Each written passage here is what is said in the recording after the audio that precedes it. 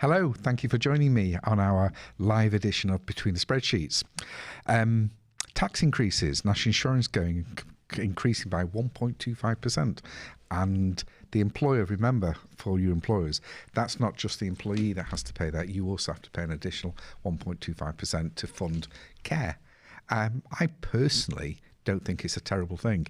I think tax increases now, tax hikes, whatever you want to call them, that they're going to be a part of society all over the world, and we've just got to live with it.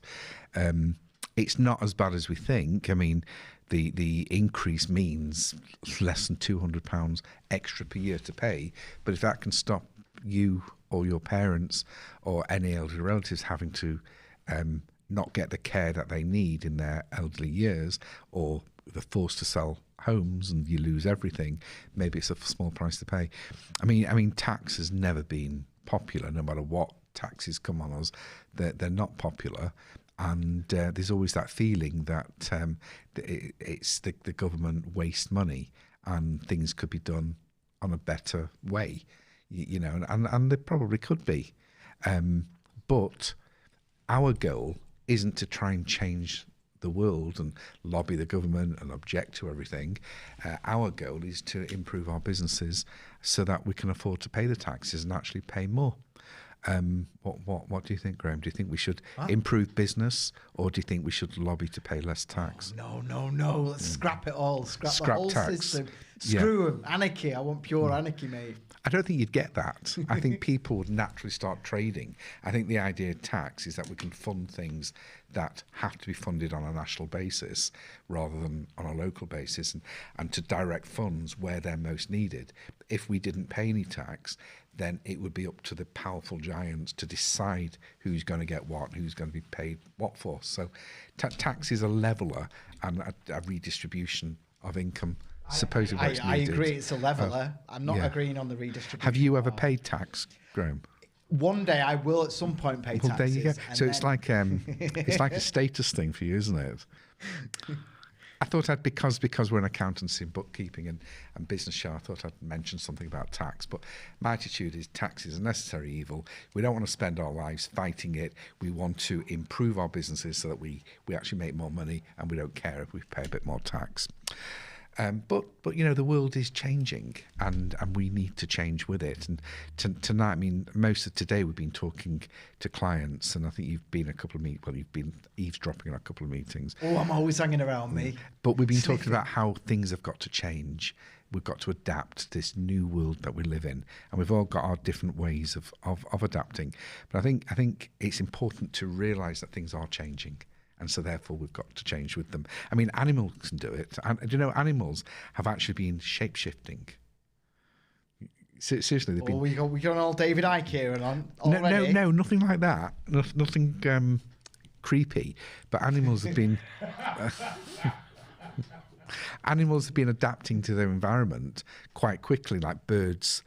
Their beaks have been growing bigger to absorb the heat better, or being able to get deeper into. Why are you laughing at? I'm serious. And legs on animals have been growing because they're adapting to the new world we live in. We should be doing the same. Why are you laughing at me? I just love the idea.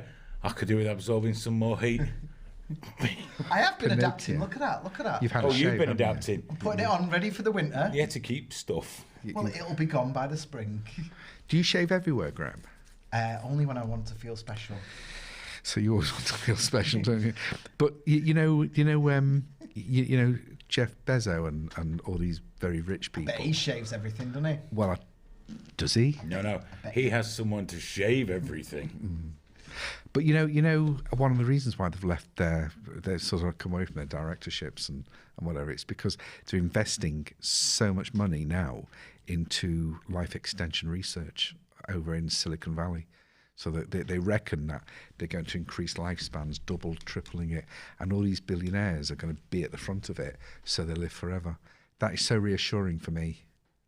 What? You just waved at me. Yeah, I just got to say, Kelsey Wanson again, our Colin. Thanks. He watches every week. He doesn't normally comment. He said, "Good evening, gents and Graham." I don't appreciate that, Colin. In fact, I don't really. At least he didn't misgender you. Can I just say, with life extension research, when it finally comes through, because we are living longer and healthier, are you going to get the injections? Yeah, longer and healthier. Worst examples ever on camera right now. Well, it's not through yet, but if it wasn't for medication, I'd be dead long ago. Yeah. No. I'm just the point of this tonight's show is what I wanted to get right across to people, that they've got to adapt, and there's so much out there that so instead of like selling the old everyday products, and especially when you're selling on price, I think the days of selling on price are numbered. I think people want things that they want the purpose from those things, or the status of them, or the branding. I think being the cheapest on the market has never been the best way to go. Oh, even Hayden's walked out tonight. So he's gone. Hayden's gone. Oh, he's no. done with you. Oh no! But in just to contradict that, I'm just going to go something that I made some notes of a bit further down. Because I've just made a statement that I don't think it's clever selling the cheapest products on the market. Although I wanted to mention Pound Stretcher. The discount store Pound Stretcher, everything for £1, everything cheap. They went into administration a while ago after losing £50 million, but it seems that this year they've made £30 million. So good management is important, because what they've basically done is they've got rid of some of the shops that they had that were not making any money, and which seems an obvious thing to do, and they've streamlined some of the operations. So some of the lines that was dead stock they've got rid of, and they've done things like renegotiate terms with landlords. The thing is, though, they've spent about 10 million on KPMG. That's like the accountant fees for the what's called the administration cost and all of that. So £10 million has just gone when all they needed to do was renegotiate rents. Now that's another thing we were talking about before, weren't we, Hayden? Where rents, you can sometimes enter into a deal where the rents seem okay at that moment, but then high streets change and things change. So is it right that companies, especially big firms that have got lots of shops, have to be tied in for 20 years on a decision that they've made based on the economy at a particular moment? It's not only that, is it? It's the increases year on year. Yeah. Regardless of anything, they always tell you, oh, I've got to cover the money, but your mortgage rates haven't gone up. No, they don't go down. So I think that there should be allowances to say, look, this agreement was made then, and it's now several years later, and things have changed. So something that had a market rental of £75,000 in 2010, look around, everything's closed. It's not worth that amount of money. It might not even be worth half that. And I think if landlords don't see the common sense in that, then maybe there should be some government interference to balance things up. I mean, that's what governments have always done. That's what courts have always done. They balance things up. What do you think? I can feel it coming off Graham here. What do you mean? He hates this. How do you wet yourself? I was just going to say, is there still money in trousers? Do you know, money in my trousers? Why have you been through my pockets? Not in your trousers. There's never anything in your bloody trousers. But is there money selling Melanie, trousers? did you hear what he just said? That's because she gets there first. Go on, what are you saying? Money in pants. Is that still a business? Or is it money all in China? In pants. Like there's money in everything. Yeah. Because I was doing some research before, and that is how Graham pushed me into that then. And I've got here like these things I made a note of. Shoes is predicted to be one of the next boom industries. Vegetarian meals, one of the next boom businesses. And we can see these things happening, especially if you can deliver pre-cooked packet vegetarian food that's of decent quality. In insurance is predicted to be booming because more and more people are being sensible about risk. So they're insuring all sorts of different risks, like people not paying them, bad weather, all sorts of things that are being insured. So there is heading towards a boom in interest in insurance. But you know what else is coming up? That's going to be what next major boom across the world, and it's in children's watch type things, where they can connect onto the internet or they can speak to people. And I know my little granddaughters that they want these watches that they can talk. You get my kid on the internet. What for? I don't know. Why would your kid? What are you doing? What can your kid give to the internet? She knows more about the internet than I am. Yeah, they all do. They all know more. But there are things. Do you know what else you're right though on those watches. My daughter's got one that's Bluetooth to my phone, so she can take little spy pictures and it appears on my device. But there's actually magazines and things that you can read that sort of tells you the world trends in different products. So I just thought I'd make a note of some of these. Do you know what surprised me? That is a booming business to be in at the moment. What's that? Intelligent toilet seat covers. What? Apparently, they're predicting high growth, as much high growth in that as they are in another software development boom, which is in debt collection software. So it's interesting, isn't it? All these little things that you don't think of, but they're heading to booms. Do you know what?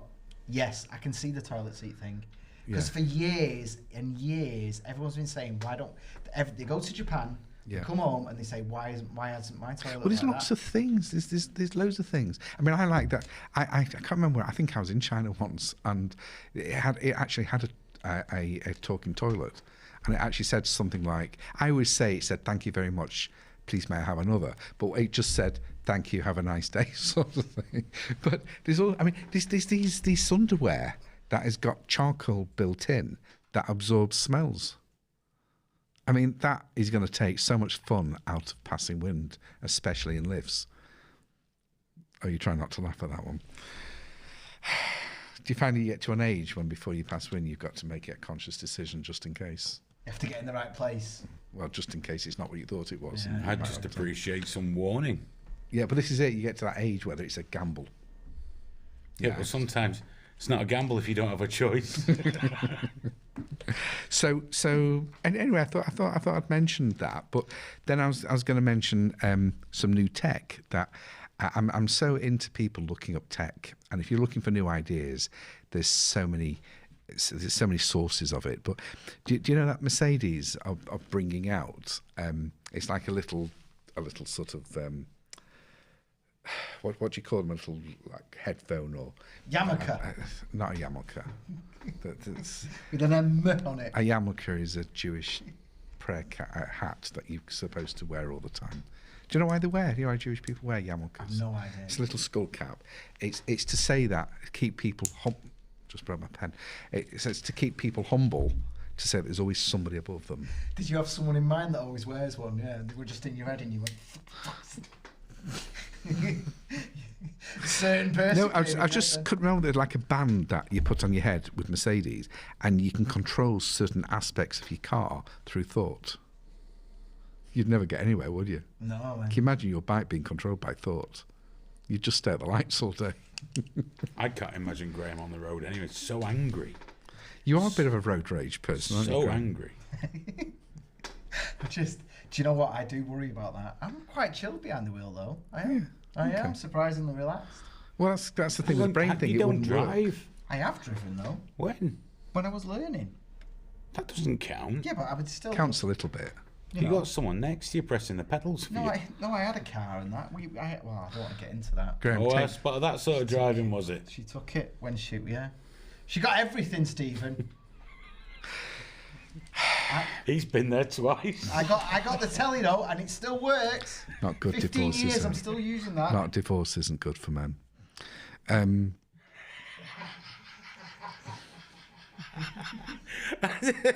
energy in the room just fucking collapsed.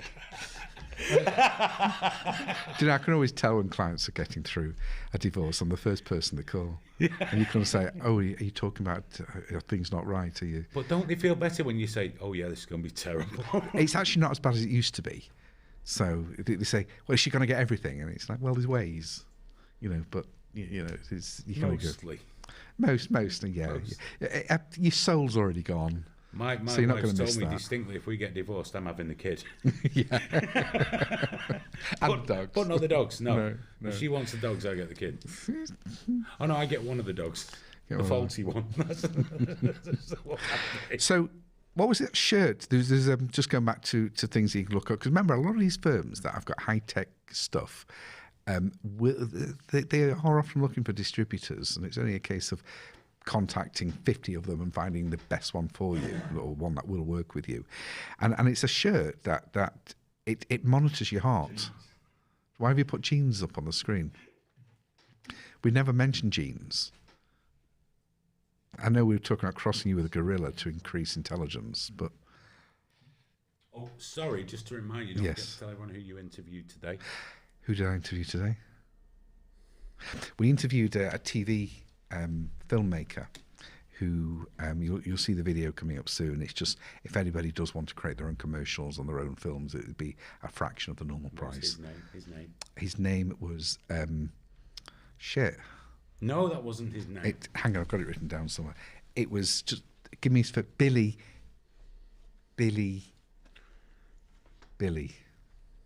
That's fine. That'll do. From Blue Bug TV. Blue Bug TV. I just want it while the iron's hot. Mention it, and we're thank you. The iron wasn't. Hayden's coaching me today because he thinks I'm too corporate in accountancy and I need to relax and become more of one of the boys. I coached him by shouting at him for 20 minutes. He coached me by shouting at me for 20 minutes. But why is Billy, was such a nice fella, why is his name gone out of my head? Oh, he's back in now. Only because Graham put it up on the screen. Billy, don't cause a scene. Right, let's move on. So did you have a picture of that smart T-shirt, that smart shirt? Because you looked it up, didn't you? So this shirt apparently regulates can measure your heartbeat, and they've got stuff that can make you massage you as you're walking, measure temperatures, do all the things. I mean, clothing is going to be becoming so high tech, and there must be lots of people you can contact, even if you're not in the clothing game. I used to be they called it the swag game, sold without a guarantee many years ago, and it was just it is that's what it's called in the Del Boy days. I'm sorry, I'm sorry to jump in. Yeah. Can you imagine any of us owning one of those T-shirts where when you put it on in the morning, the T-shirt just emitted a deep sigh? Yeah, it should start beeping, wouldn't it? Just throughout the day. Just resignation. Yeah. Oh, God. Yeah, we'd get a phone call from HMRC, and the whole office, the phone would be T-shirts. Yeah. Sending you text messages back at the little cafe, are you? Sausages again. That's why people like us don't buy those step things. Oh no. Daily count. But you can see the value in all this tech, and you can see how even the smallest of businesses can get involved in this. I don't buy anything electrical unless it connects to my house now. I'm not interested. I want to be able to just shout at Google to get it to turn on. I just think if I bought a shirt and it was reasonable price, normal price clothing, and it sort of like monitored my heart and monitored what I was doing, I'd be quite depressed most of the time. You take it off very quickly. No, I think that there's so much going on there.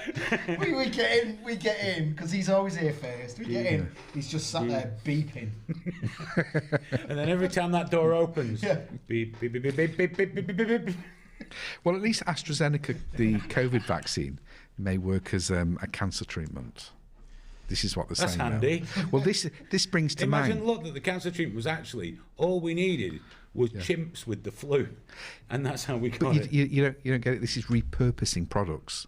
This is having a product that does one thing, and then you can put it in another packet, and it does another thing. We've talked about this before.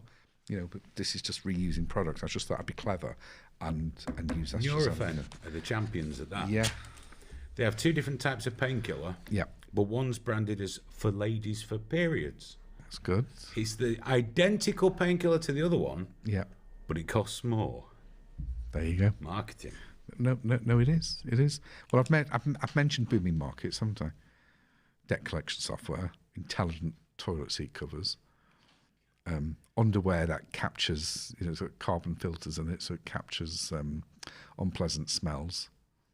But all these things are available. If you walk into a shop and you've got underwear that captures unpleasant smells, or normal underwear, and they're both about the same price, which are you going to buy? And the profit's probably going to be higher. Normal underwear. Well, yeah, because you like the effect, don't you? It's not that I like it, I just think other people should. But you're probably right with you. Do you think IKEA's mattresses, because they've got a shortage of mattresses, would have inbuilt carbon filters? But what if you're facing the other way? You need the carbon duvet as well. I think when you've got the carbon duvet, you're stuck under. Do you know when all these shortages are going on and people are saying, the shortages of mattresses, the shortages of toenail pickers? Do you think it's actually real, or do you think that they're just getting publicity? I bought a mattress 2 weeks ago. I didn't know there was a shortage. On Amazon. I didn't know there was a problem. Yeah, I think there is a shortage there's a logistical problem with haulage at the moment. That's affecting the majors more disproportionately to a lot of the indies, which is right good. We need the independent companies out there taking advantage of this. He looked after me. Who does? Daddy Bezos. You're just it was half price of a silent night as well. I was well happy. What do you need a new mattress for anyway? Have you been drilling holes in them? No. Oh. It's to take care of my disabled partner. She's not disabled. Why would you say that? He's not actually making that all. Oh, is she disabled? That'd be really weird. Well, thanks for making light of it. Well, I didn't know. I thought you were the disabled one. Guys, furlough's coming to an end in September. So all those people on furlough, they'll get last payment at the end of the month. And if you don't want them to come back to work, make sure your paperwork's in place to let them go the proper way. And those of you who think you're going to get furloughed forever and could come back to work but don't want to, good luck with that. And that way we might have some drivers back in the workplace and the people that we need, so we can get mattresses and toenail clippers. Do you know? Wait, we've missed this table. What's this table for two? Oh, have you put that in? Yeah. Oh, you would. What's going on there? The other day, I went with my daughter for a Chinese meal, lunch, dim sum. And when we got to the restaurant, there was this guy sort of stood there, and I said, "Can we have a table for two?" But he was he was a customer. He didn't actually work there. So my daughter was going mad with me because she just sort of assumed that he was working there because he was Chinese. And I said, that isn't the case. He just looked like he was working there. And when he gave me that look as well when I came in, like waiters do, and they sort of say, "What are you doing here?" Yeah. And so I thought, listen, I'm going to see that Marvel film. I'm there. But I'm seeing Shang-Chi at the cinema. I don't know at the cinema, but I'll, when it comes out on Sky. Yeah. But I did used to read the comics. I'm quite a fan. But anyway, she was annoyed with me because I just assumed. But I'm trying to say that it's not that I assumed that. It's because he had that look, And quite often, I've walked into shops and places, and they've assumed that I work there, and I've had people coming to me and say, "How much is this?" or "Do you sell that?" or "Where's this?" Because I just have a look of retail because I probably fit the bill. And I think a lot of businesses, a lot of business owners need to be much more aware of the product and not just know the products, but be the product, be part of that world. I don't know if it's ever happened. Has it ever happened to you that people have asked you something because you've been in a place and they've thought that... Oh, I thought you meant if I just walked in a Chinese restaurant and just... Yeah. First Chinaman I saw, I just went, "Hey mate, sit me down." I didn't say "Hey mate," I just said you got a table for two. Yeah. No, when I go into a shop, people tend to think I'm a shoplifter. Yeah, no, they don't. They don't assume that. No, I can see that. There. I'm just like, I can so see that. You can't believe it. Hey, you look like someone that would be. If I walked into a shop and saw you there, I'd assume you were on the on a bouncer or in security of some sort. Or you've walked into a vape shop. Yeah, you've been a vape shop. Yeah. I don't smoke. That happened to me the other night, so yes. I'd see you more as somebody that hangs on the street corners selling drugs. Well, I've got to be honest, I think with Graham it happens more in saunas. But yeah, he's meant to be there. Can you pass me a towel? No, not a towel. Sorry, I'm away from that one. But anyway, I just think some people look like they belong in certain situations and places. So I thought, but in the meantime, she was annoyed with me. What I've got. Do you know? I pulled this article because you asked me about it before, and it's one of Wales' leading construction firms collapse, owing creditors nearly £30 million. That's a lot of money, isn't it? And it's something that I've been familiar with in the. Why does it keep happening, man? It's all these big firms. It's building firms as well, because what what my experience is that I don't know who this company are, and I've never heard of them. It's a company called Llanelli, or is that a place? Oh no, it's not. That's the place. It's called place. WRW Construction, and they're put into administration in July. But if I went and looked at those accounts, I bet you I'd find things going on that they have to suffer through beyond being a normal business, because building companies, construction companies, are under so much pressure all the time for development finance, because what happens in a development property development company is that it's money going out and out and out, but nothing coming in until maybe 2, 3, 4, 5 years.